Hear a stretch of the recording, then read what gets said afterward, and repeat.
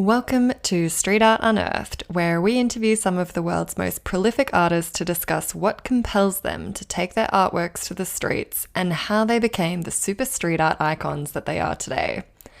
I'm your host, Stephanie O'Brien.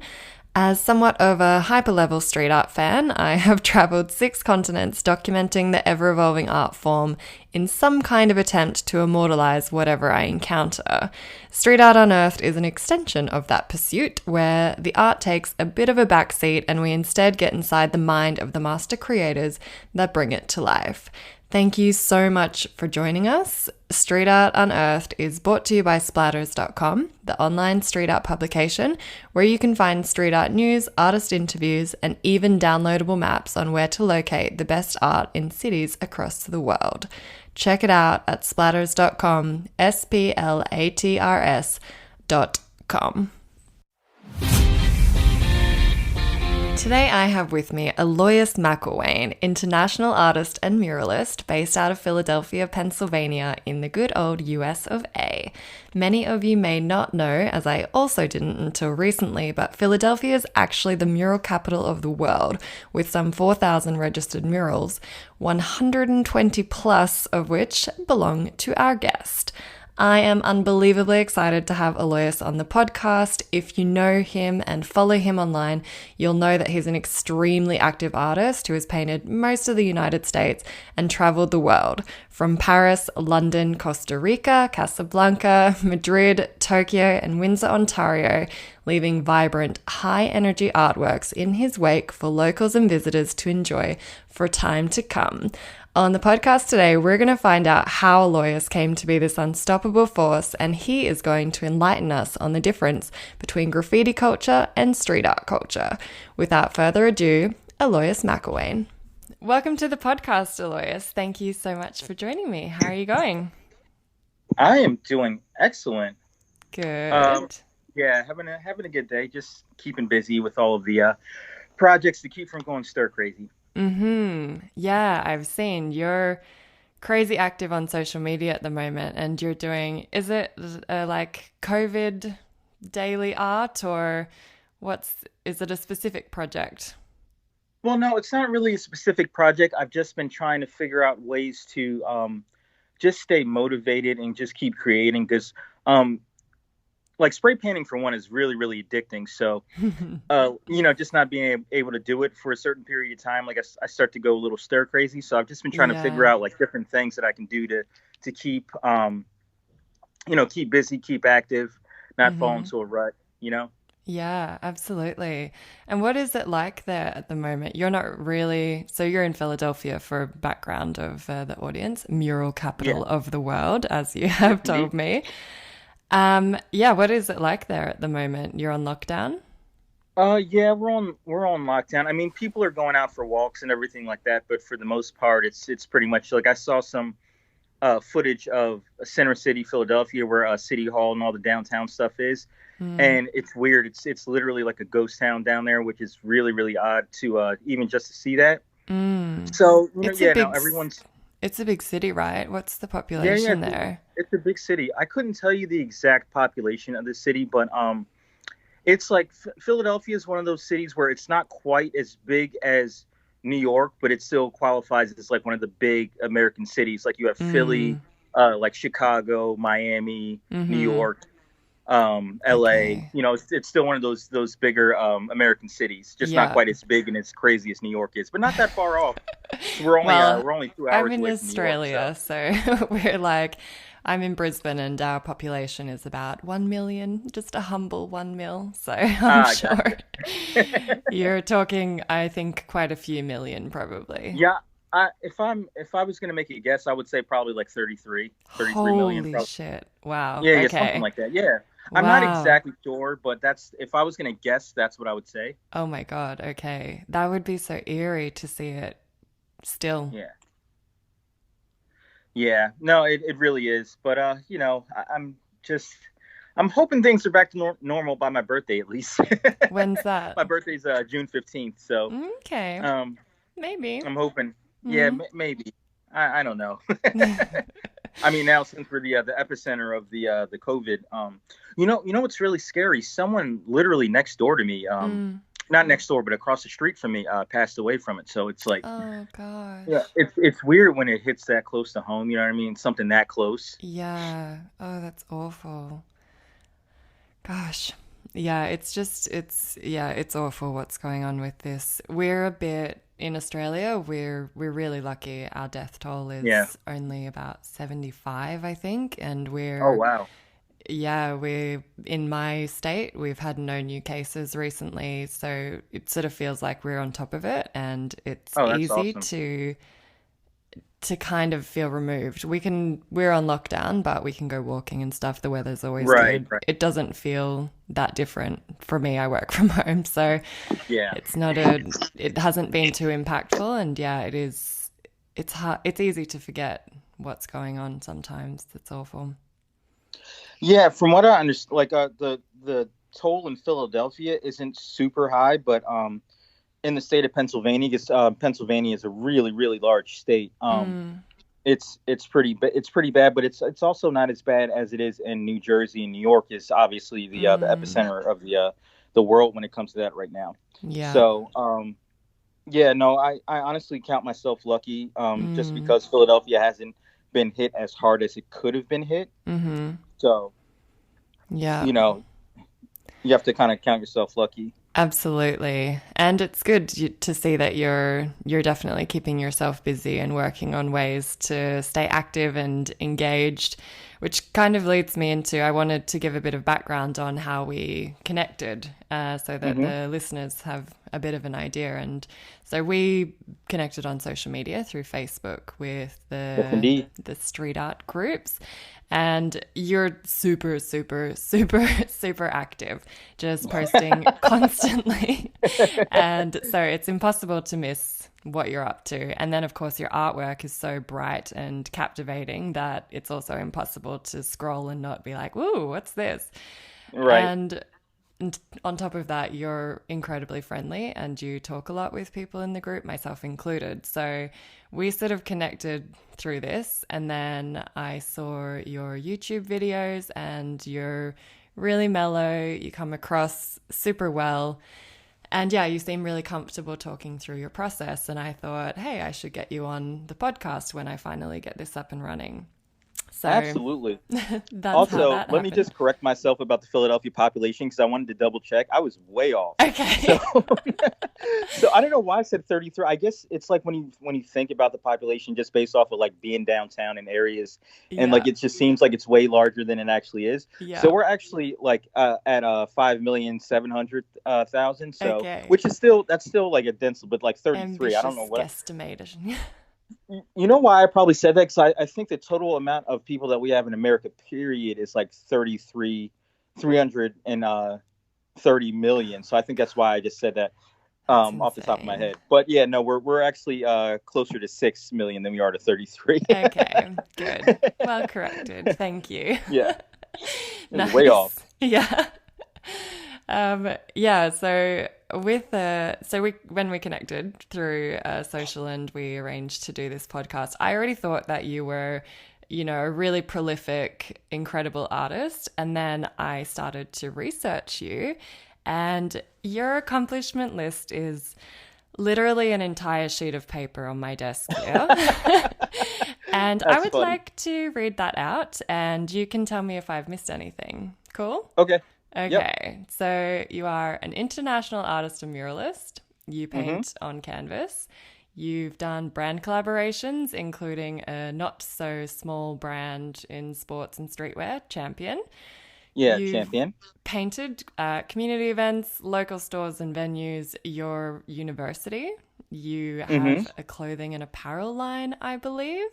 Yep. You have traveled Paris, Madrid, Casablanca, Costa Rica, London, Tokyo, Windsor, Ontario, 17 states in the US. You have 120 plus murals in Philly. And on Hmm. top of that, your mural in Paris is featured in the official Street Art Guide to Paris, and you have painted live for Black Thought of the Roots.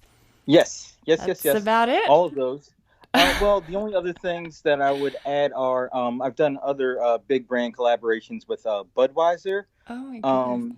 um, Dos Equis, Bloomingdale's, Shit. um, Marriott. My God, you're Uh, massive, man. there are a couple others that I'm probably forgetting just because I'm talking off the top of my head. But yeah, those are the ones that I can think of. Wow. It's yeah, impressive. I was getting a little intimidated as I was researching, like, Oh no, shit, I'm calm super down. friendly. He's nice. He's nice. He's nice. But I really want to know how it all started. You mentioned that you've been quite artistic from a young age, and I see that you have art in your family. Yeah, where did it begin? How did this journey start? Well, if we're talking about at the very beginning, I think I really started doing art when I was like 2 or 3. I was a really hyper child, so my mom used to ask me to sit down and draw her my favorite comic book characters. Uh-huh. So I would copy comic books, and that's basically how I learned how to draw, from copying comic books, just from being put on timeout for being a super hyperactive kid. What an And then awful punishment. over the years, I kind of just experimented with different types of different mediums, and just trying to find what my lane was. So it's just been a very long process, just building and growing, getting better and better as the years go along. But yeah, I've been painting and drawing and creating art since I was really little. Most of the rest of my family, they're mostly all musicians. So Okay. You're the my black sheep, grandfather, the paint. yeah, right. I'm like the black sheep of the family. No, my grandfather played jazz saxophone with people like Sinatra and Chubby Checker Oh, and Sammy Davis Jr. and different people like that. wow. My two uncles were in a group called the Barkays, Okay. that toured with Rick James and Parliament Funkadelic, and I didn't know that Rick James wasn't my blood uncle until I was like 17 years old, because he was always Uncle Rick. So like Mm-hmm. my entire family was like immersed in this music culture, and I was the Wow. one visual artist. Okay. Fascinating. And so, did you know when you were younger that you wanted to be a professional artist, or it was just something that was part of your life? Didn't think too Well, much about it.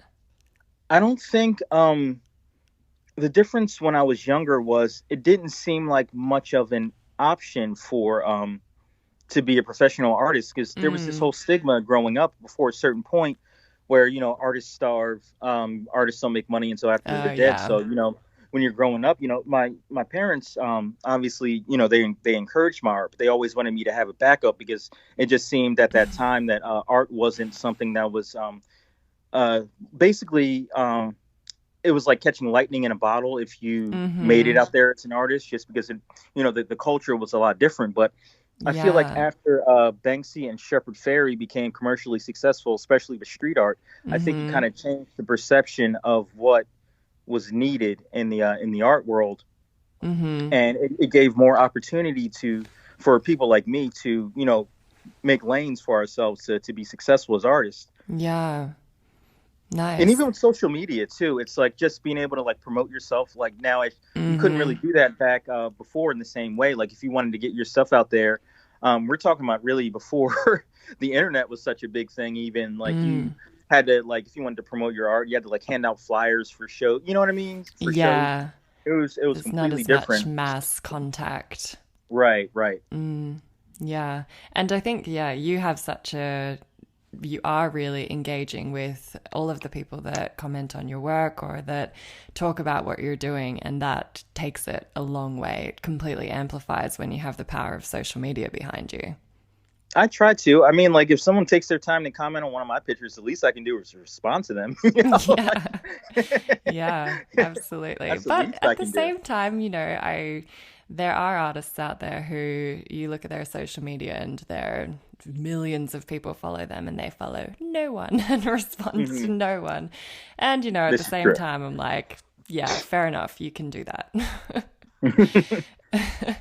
But it is nice to have Yeah. a really personal, personality behind the artwork. And your artwork is so bright and positive. I think it sort of seems to fit your character then that you come across as this really nice person also. Where did this style come from? Well, the funny thing is, regarding my style, which my signature style with when I do my abstract shapes and everything, Mm. it's a more developed version of something that I did when I was in school, just doodling in my books. One of my friends kind of brought it up Hmm. to me the last time I saw him, and he was like, basically, you were doing stuff like this in high school, and I was like, really? And so I look back at some of my old high school books, and I see all these like images that I was kind of collaging together, and I was like, oh, I was doing something like this. So I feel like I kind of just took something that was a natural thing for me and kind of Yeah. just developed it into a visual language. That's really fascinating. Hmm. My skill is writing, and I guess I have a similar sort of I had a knack for writing when I was younger, and then when I was older I was like, yeah, I'm just going to do this professionally, and I did, and it worked. Hmm. And yeah, I've never really thought of that as a visual thing, that you would have your own style that visually it resembles what it did in the beginning, that it's something kind of innate in you. It's interesting. Right. Well, it's also like one of the cool things about it is that with my shapes that are kind of, how can I describe it? My Not the shapes that are the 3D ones, but the ones that are more one dimensional. Mm-hmm. That almost like I'm kind of trying to develop a visual language Mm. out of those. So it's like a Rosetta Stone almost, where each symbol means something completely different. Yeah, these are You know what I like mean? the doodles that are next to your paintings. Right. Yeah. Yeah, I So love this. yeah, I'm just trying to like come up with different things and just I figured like if I developed a language for the one dimensional shapes, I could kind of leave little messages in some of the pieces where it's, Mm. people can find something hidden in it that everybody might not necessarily get.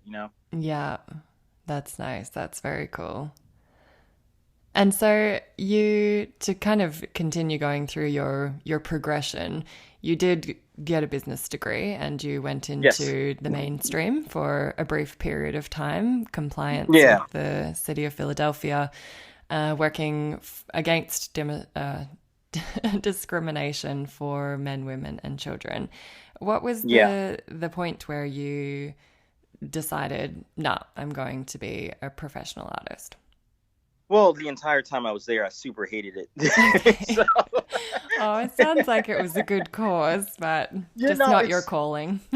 it's just one of those things for like for a person like me. I have to be out and Yeah. like constantly making new things. Yeah, yeah. So when the entire um my entire day consists of me either typing things in a computer Yeah. or A me bit going and like rigid. uncovering cases of discrimination where it's just like, oh, this is soul draining. I Mm. was like, I have to get out of here. So luckily for me, they actually had layoffs. And since I was the only person Oh. in my department that didn't have tenure because everyone else is way older, um, I was the one of the first people cut, and I was excited. I was so happy. I was like, oh Woohoo. my god, I'm so glad to be out of here. And I was like, I'm gonna go full throttle for the with the art now. And it Awesome. took a couple of years to really catch on. Mm-hmm. But once it picked up, it kind of was like an avalanche of different projects and stuff coming in to the Mm. point where now I usually like I open up my email. I don't even have to look for work anymore. I usually just open up my email and all these things come flooding in for different projects, which is really cool. That's awesome. Very nice. And what was it like in those early days, sort of slugging it? It was just it's just trying to build a platform out of nothing. Mm. Basically, it's Mm-hmm. just that you have to experiment a lot to try to figure out different ways to make things get over. Mm. So I would start doing like little contests where I would hide pieces of art in different places, like little scavenger hunts and just different That's things that I would awesome. do. Like if a certain amount of people followed my social media accounts, I would give out free prints and just things to get people Nice. excited about the artwork. So Yeah. I just had to do a lot of experimentation, just a lot of marketing, and another thing, just like what you were talking about before, where I was responding to everyone, like literally just building Mm. relationships with people, and that makes them enjoy the art even more because they have like a Totally. personal connection. Like, oh, I actually talked to this person. Mm-hmm. You know what I mean? And so it's I feel like just giving people that little bit of you know, personality and just that personal connection, and just it makes the art stand out and makes it even more important. So Mm-hmm. it was just years of just hustle, hustle, hustle, hustle, Yeah. and then like you've seen how much artwork I put out within like a week's Yeah, time. So it is insane. It looks like I'm not sure if you are doing something new every day, but it looks like you are. yeah, I'm working on new things like almost every day. Yeah, At least incredible. I try to. Mm, yeah. Gosh. And so it's been 7 years now, full time, right? Full time. Yep. Wow. And how did it come about that you decided to travel the world with your art? Was that through relationships that just popped up and opportunities came about, or you actively sought it out? I have this thing where I kind of just say I'm going to do things, and then I just figure out what I have to do to do it. I love That's that. I'm so the same. it's just like I was always thinking about it. I was like, I really want to paint in Paris, and so like the Mm-hmm. first opportunity was like I was just talking about it on Facebook one day, and I was like, I really want to go paint in Paris.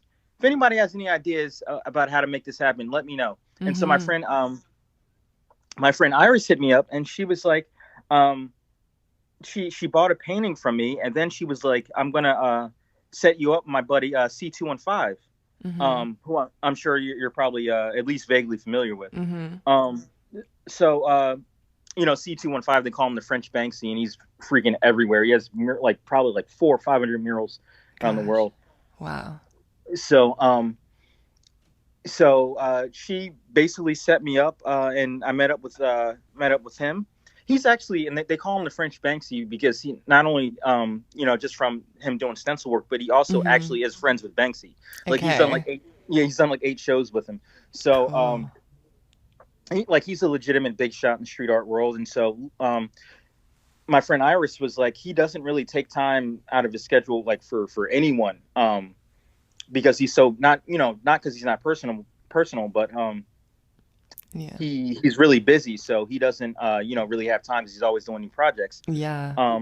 But Iris told me, he was like, he saw your work, and he was like, wow, like I really want to help him out and get him over here. So literally took time out from his day, like brought me to like 4 different walls when I first landed in Paris, and was like, Mm-hmm. he just took my phone with my artwork on it and just showed it to like different business owners. Can you paint here? Can you paint here? That's awesome. And got me set up. And then like he was like, all right, I'm leaving for Rwanda for a week to do some murals. I'll be back. Like, have fun. And I was like, wow, like Wow. I'm really trying to get where he is, Yeah, in a that's bit. incredible. Yeah, because he's a legit big shot in the street art world. Like, Yeah.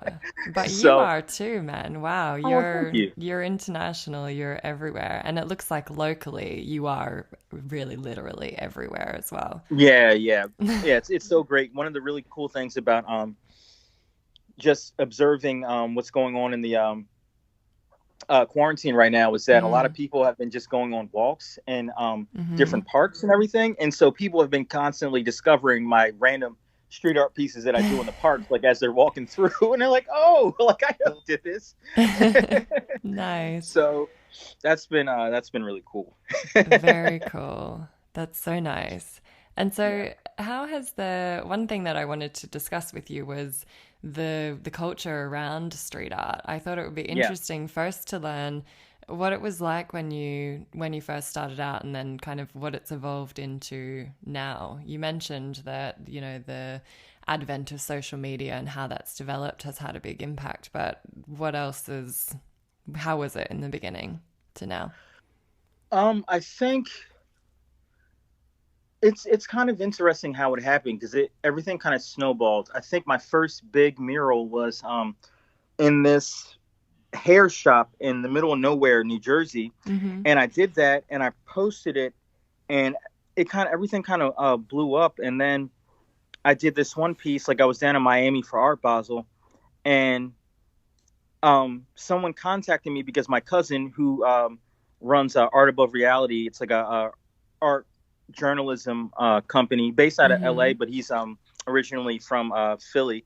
Okay. Um, so he got in for the first iteration of Google Gallery. Okay, when they were yeah. first doing things. So when Google Chromecast was put out, all of the Google Gallery images were used for the screensavers when the screens went idle on Chromecast. So anybody Ah, that had Chromecast saw one of my paintings pop up on their screen after the TV ah, went idle. wow. So this group out in Salt Lake City contacted me like while I was down in Miami for Art Basel, and this is like my first kind of experience with doing big shot stuff. Mm-hmm. Uh, so they were like, how quickly can we get you out to Salt Lake City? And I was like, I have to stop back in Philly, for a second, and then I can come right out. And so they flew me out. They like had a limo waiting for me Oh my when I God, got there. wow. Like they had one of the people holding up the signs with my name on it. So it was really cool. You're like, I have arrived. With the funny thing, yeah, I was like, Mama, I made it. But the funny thing was that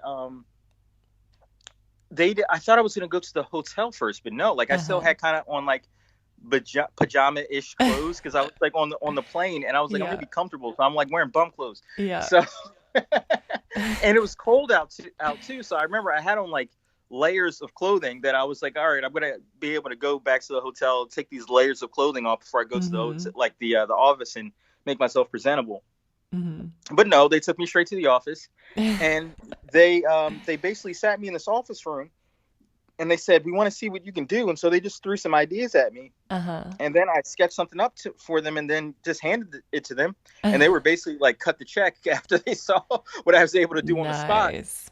So they filmed it and did this whole like really dope time lapse, and just probably one of the best videos that I've ever gotten made. And it was even like at the beginning At of the my beginning. Wow. yeah. And so once I posted that, everything kind of really went over well after that. And then it was just doing different things like going out and showcasing in my cousin's gallery, Gallery 38 in LA, and doing Mm. some murals out in LA, and just consistently getting the work and stuff here in Philadelphia. It kind of just snowballed. Wow. It's very cool. It's amazing how that happens. Hey, I think, I don't know, not to get too woo woo, but when you're following something that just fits you, I think Hmm. that it's incredible how the steps almost just magically are created in front of you as you're Hmm. going, and you're sort of just vibing with the opportunities and jumping into things. Very cool. Yeah, I feel like if you put good energy out in the world and you really like hustle for what your dreams are, I mean, it Mm-hmm. might sound cliche and like some Jiminy Cricket stuff, but like, Mm, I really feel like you can, I'm so build with a lane you. for yourself if you really push. Yeah, absolutely. Very much so. Now, one question that I wanted to cover off with you that I myself am not entirely sure if I know the answer to, but we wanted to talk about the difference between graffiti art culture and street art culture. What is that? Ooh. Yeah. Well, it's so I grew up like, before street art really became a thing, there was always Hmm. graffiti first, Yeah, with yeah. people, getting up, writing their names on walls, doing tags and Hmm. throwies and pieces. So Yeah. street art is something that kind of grew out of that. But the really interesting thing is that a lot of times there's like a really adversarial relationship between the people that do graffiti and the people that do street art. Yeah, And yeah. it's just something really weird that I've noticed, and it's really odd to me, especially because I'd say probably at least 75% of the people that do street art now did graffiti first.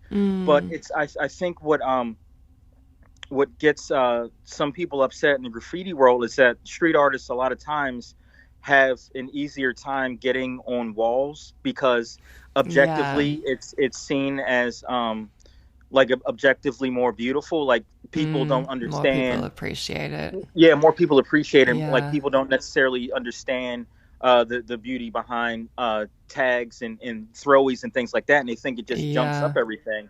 So I feel like a lot of times because of that, because street art is more accepted, I feel like a lot of times the graffiti artists really like I know, and I even watched a couple things on YouTube, Mm. and I was like responding and like having these conversations with people on YouTube about like these guys, this group of graffiti artists were literally just going and tagging over like people's murals and stuff. And Yeah, I've the seen way that. the way, It's yeah, I like rough. even when I was down in Miami for Art Basel, there was this guy painting, and he was over here from Switzerland. So he's not even somebody Mm, who's local. He was doing a mural, and he came back. I was talking to him when he was first really getting into it, and then like I came back mm. the next day to go check on him. The guy's just sitting there shaking his head like almost in tears because Oh, someone went and like did chrome tags all over his piece that he had been just like slaving over for. And fuck. so like the thing that I was always the thing that was always upsetting to me was that like just out of respect of someone as an artist, like the way I was Mm, brought up in graffiti, um, and just having a certain amount of class in general, I feel like you're never supposed to go over something that you can tell took hours with something that took minutes. Like it's just yeah. there's no part of that in any scenario Mm-hmm. that is justifiable. And like there were certain people that were saying things like sometimes these big brands they take over and they buy wall space, and then they come and do Mm, these branded pieces and stuff on the wall. Like maybe Adidas does something, but some artist comes and does a piece, and I'm yeah. like, well, you're not really hurting Adidas all that much. You're really just like, if you tag over that piece, you're really just hurting the artist that came and spent like weeks and Yeah. sometimes months creating this piece. You're not really hurting the Mm-hmm. Adidas at all, because they have the footage, they have the photos, they have the Yeah. everything that they need to promote what they were doing. And they've got Um, the big budget right, to and they have the redo big it. budget to It's just not get it done the again. Right, yeah. so you're not really hurting the big company who's doing it. And Mm-hmm. also maybe Adidas was a bad example because they've always ridden hard for hip hop culture. I'm more Mm-hmm. just like giving an example of a big company maybe coming and doing a mural, but Adidas has always been Yeah. good for hip hop culture, Mm-hmm. so Adidas isn't necessarily a good example. But you get what I mean as far as like a Mm-hmm. big company coming in like commissioning a wall. And Mm-hmm. it's just I always thought it was a really interesting thing, just the battle between graffiti and street art in certain cases. And it's not with everyone, it's just there're just certain crews and certain groups that are just basically like f all street art for some Mm. reason, when like to me, like the reason like when I did graffiti and like doing street art now, it was I think there's certain people who do graffiti for the vandalism aspect of it, just because Yeah. it's like it's more of an anarchy thing to them. Yeah. But I feel like all the people that do graffiti for the same reasons that I did graffiti and the same reasons that I do street art think about things a little differently. Like Mm. I did graffiti because, and I do street art now because I feel like not everyone has the accessibility to be able to go to a gallery and observe art. And the thing Mm. that I really loved about graffiti, and the thing that I love about street art, is that you can just be walking down the street and just get hit in the face with some color and just be exposed to Yeah. something. Like Whether you imagine, like it or not. right? Like imagine like a kid growing up in a poor neighborhood, and he's he doesn't have the resources available to go and like check out Mm-hmm. art galleries, but he gets to pass this one mural that he sees every day, and he gets hit in the face with some colors. So Yeah. that's and so that's the thing that I always loved about it. I always like doing graffiti and street art so that I can share my creativity with other people. That was always my thing. Like I want to like provide something beautiful for people to experience. Mm-hmm. So that's what the thing always was for me. So um, I think the people that do graffiti for vandalism as like their main thing, like yeah, I think it becomes like the thrill of it becomes addicting, and they Yeah. just it's one of those things. But I feel like you have those type of people, and then you have people that do it for the love of the artwork, and then you Mm-hmm. have people that kind of do it for both. So Yeah. Yeah. well, I think yeah, I think graffiti and it's interesting just seeing how the culture has developed, because I was talking to some different people. Like I don't know if you know this, but the world's first modern day graffiti writer was Cornbread, and he's Oh, actually no. yeah, he's actually from Philadelphia, so I know Cornbread. Okay. And Mm-hmm. I've done a collaboration with Cornbread, so I've done a collaboration with the world's first modern day graffiti writer. Another one to Well, add to your list. right. Well, at least I know that there is some a little bit of a dispute as to who was the real. But he's The widely Greeks recognized as would like to claim that, just right, so right. you're But aware. as far as like what we're talking about for like modern day, like what we know as modern day graffiti, Yeah. it's like if you really want to say like talk about we can talk about how the people were writing on caves and basically doing graffiti. So Yeah, you know what I mean. exactly. So but as far as like who's recognized as like the modern day founder of what graffiti is, it was Cornbread, and I was having conversations with him, and it's just interesting. And him and there are a couple other people that are just like OGs when it comes down to graffiti, and I think one of the interesting things about graffiti is just talking to them is they were just saying like graffiti has to be allowed a chance to evolve, and I think there's like a little bit of a pushback as far as it being seen in galleries and things like that. There's like a group of people who see it as like selling out if you present your graffiti in ways other than illegally writing on cards and doing stuff. And even that there are guys like Doke and guys like that who do things on YouTube, and they have these really popular YouTube channels. And Doke only does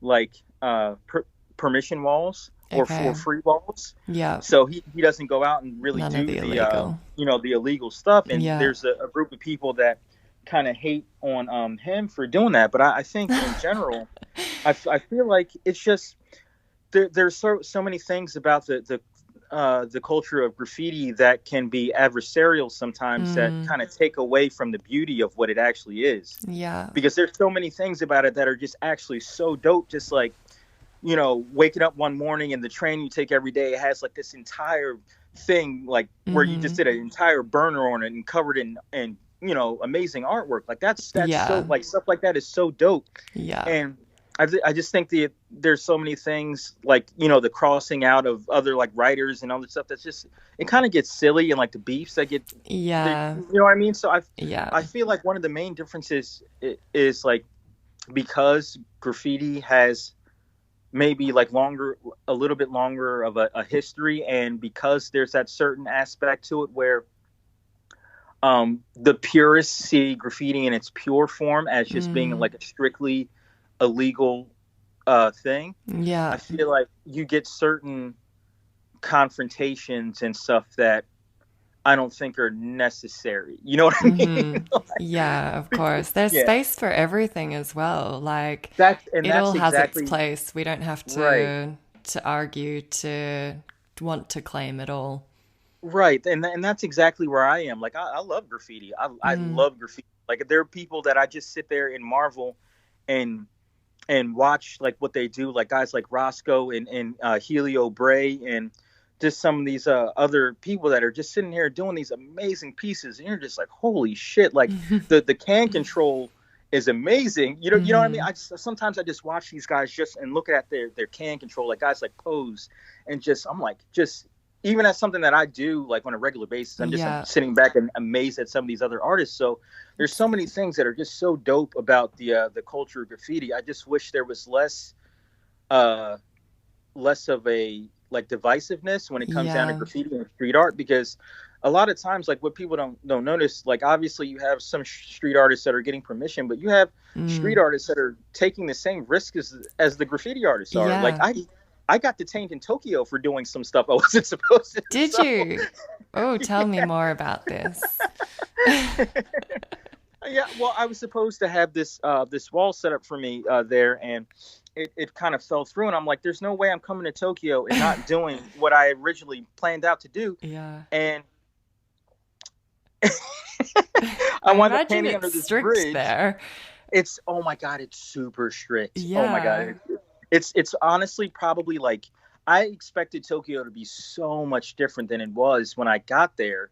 What did you imagine to begin with? I imagined it to be kind of like New York, but times 10 as far as like the downtown areas. As far as like, I thought it was going to be like really, really bright and colorful, and it was more stoic and like really sterile in certain places. It was like Tokyo was like one of the cleanest places I've ever been. And it's like it's very very clean, very rule oriented. Like it was interesting because I felt like the only times that I really, really was feeling the culture was when I was going to some of the seedier areas, which is such a like a weird thing to say. But I mean, there was less, like when I was going to those areas, it was less kind of confined in a way, if that makes any sense. Like there were less, Yeah. like there were Not as certain areas. polished. Right. There were certain areas that were less strict. You know, there was more of a like a loose. So it felt like people were able to be more themselves in certain areas. You know what I mean? So I felt like I was getting more culture there. But like in some of the main parts of like downtown Tokyo, where it's like where people go to work and all the business and stuff, it was just really, really, really extremely clean and sterile.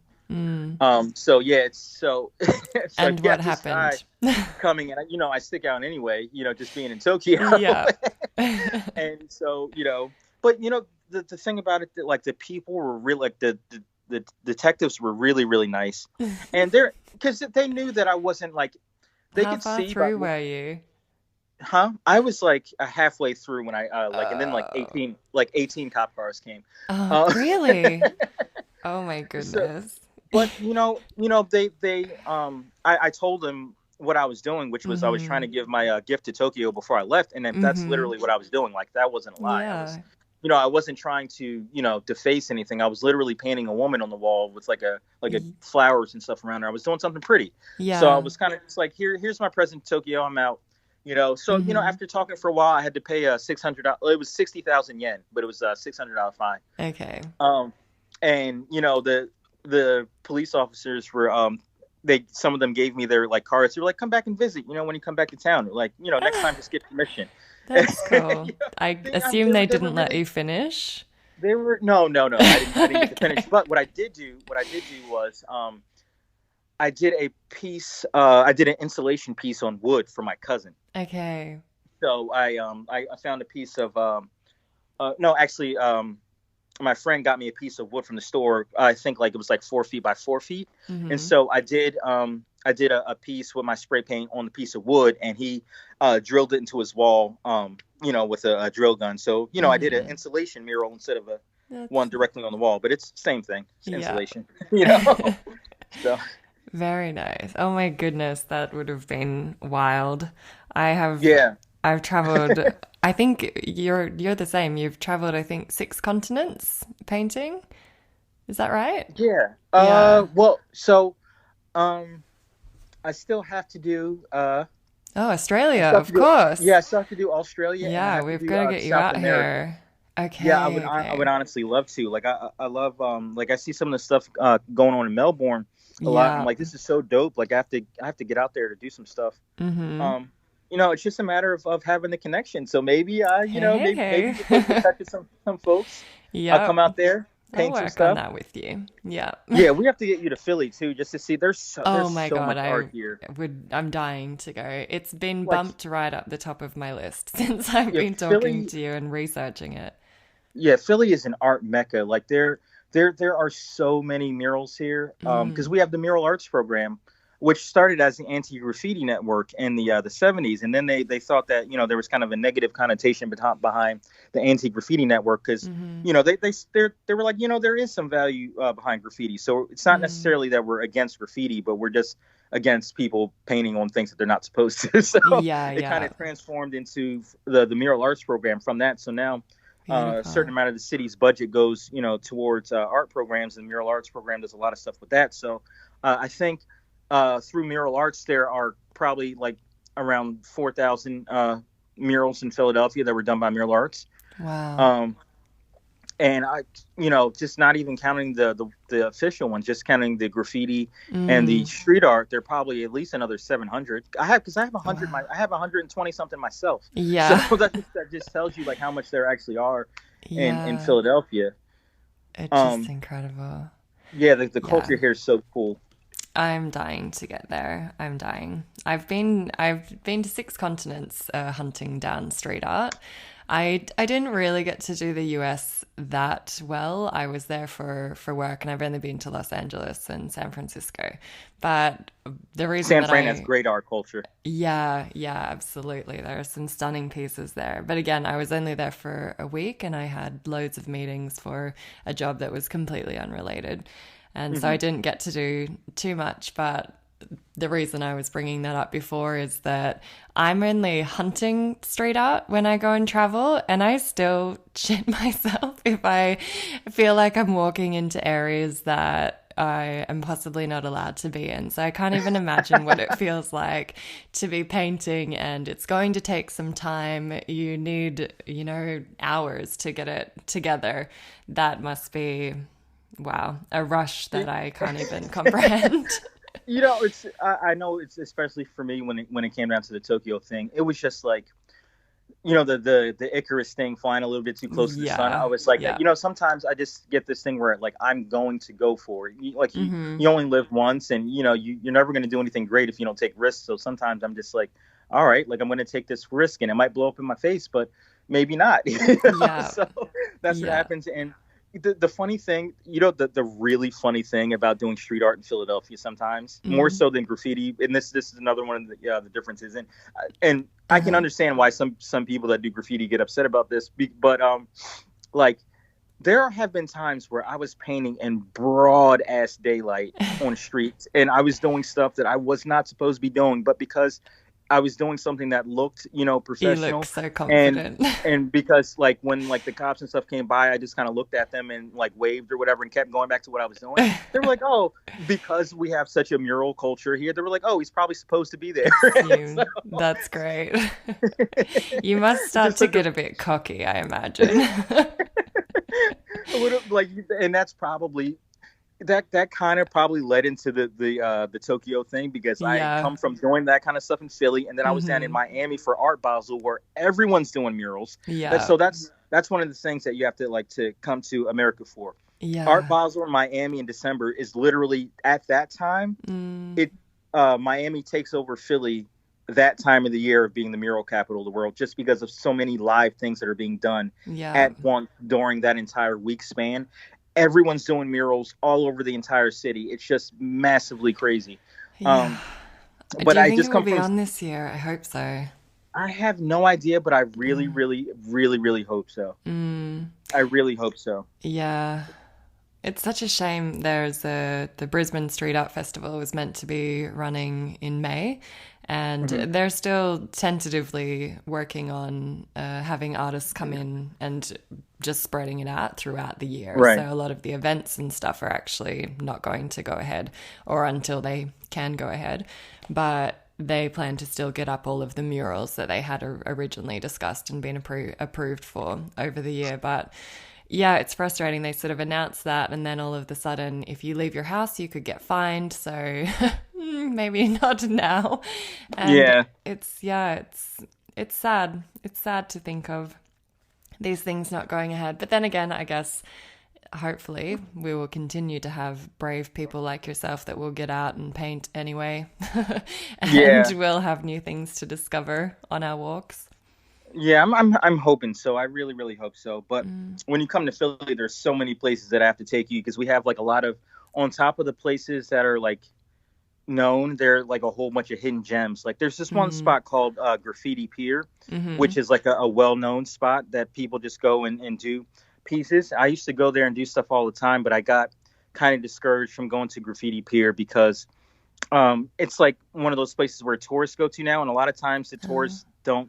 They like, it's their first time having an area where they can go and do spray paint without really getting into any type of trouble. So a lot of times and like, it's another thing, just talking about like respecting people's work. They'll just go and just do chicken scratch over things that took people like a long time. And like, I've had like pieces that I did there that were like really beautiful pieces that I painted like of my friends, where like I painted like their faces, and people just came over and like drew penises and stuff on it. When they're all like, "Come on, man! Like, are you 12? Like this had to be done by a 12-year-old." But so you have spots like that which you still can find really cool pieces there, but you have also have spots like Abandoned Philadelphia, which is like an entire area that has abandoned warehouses where people just go and do graffiti, or you have spots like the Res, which is a reservoir that has basically like a mile and a half of graffiti on each side of this 1 foot kind of stream that goes through.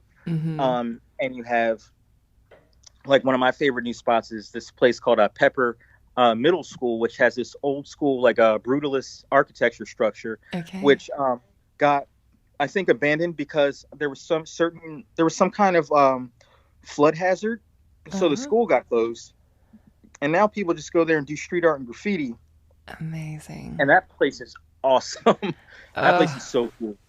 I'm dying. I'll definitely take you up on this when borders are open up again.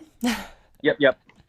I could talk to you for ages. We're starting to run out of time, but we'll have to get you back on the podcast. Yeah, anytime. Yeah, I would really love to. I'm thinking about even doing perhaps an educational one where we can get into the nitty-gritty of techniques and stuff, because leading into your YouTube channel, you are incredible with talking through your process and how you create the pieces that you do. So I think it would be fascinating thank you so much. To talk about that. But before I let you go, I would still like to know what do you have next on the agenda? What are your plans for the next, I don't know, year or two, pending coronavirus doesn't keep us all in the house for the next year? That's the thing. It's like such a funny thing because I feel like everything is pending right now. Like I had a whole, like I was supposed to go to Puerto Rico to paint some murals. I was, I wanted to try to go to Colombia to go and paint just to knock off South America on my list. Yeah, I have a friend in Colombia. We'll talk about that. Yeah. So I like, it's all up in the air. I'm just trying to see what I can do to keep myself busy in the meantime with projects here. So I'm definitely going to be building up my YouTube channel. I'm putting out my my book, Muses Volume 1, which is just a collection of all the women that I've painted. I'm just collecting all that into a coffee table book. Beautiful. So I'm getting that together. Excellent. Where can people buy that? Well, it's going to be on my website. You'll see me promoting it on Instagram and Facebook and TikTok. You'll basically see me promoting it on all of my social media platforms and on my website. We will link all of these in the description. And I'm probably I'm gonna get the codes and stuff so I can get it up on Amazon and stuff too. Excellent. So like I'll have that, and I'm getting my the second volume of my coloring book together. Oh, wow! Do you have a coloring book?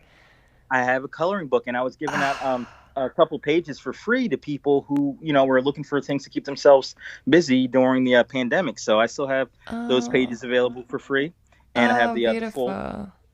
Actually sold out of all of my physical copies, but I still have you can download the book and just like print it out of your home printer and still do the pages. Amazing. But, we'll link that in the description and in the article, so anyone that wants to do that to keep entertained throughout this can check that out in the next couple of days.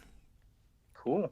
That sounds like fun. Yeah, awesome. And hopefully people will get some of the pages and color and keep themselves busy during the pandemic. Fantastic. Doing what I can to help. Yeah, well, we are super grateful. I'm grateful for all of your work and the work that artists do. Just, as you said before, just giving this gift to the public. It's right. Yeah, it's beautiful. We're very appreciative, and it's really nice to see you so active and keeping yourself busy throughout this. And I cannot wait to see what the next 7 years has in store for you. Oh, wow. That's just funny to even think about, just because I'm thinking about the fact that over this 7 years, I've probably done like upwards of 500 different pieces. So oh my God. I look forward to another 500 pieces of artwork in the next 7 years.